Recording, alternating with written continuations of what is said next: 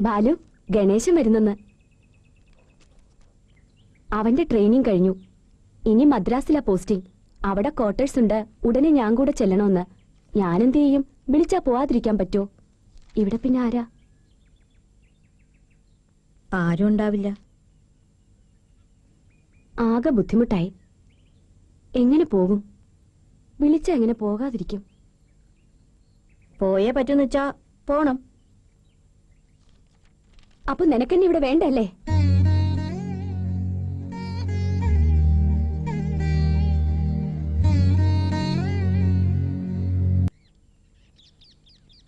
ആ, വിൽസനോ? അച്ഛൻ പറഞ്ഞു ബാലുവിനോട് നാളെ രാവിലെ അങ്ങോട്ട് വരാൻ. എന്താ വിൽസ കാര്യം?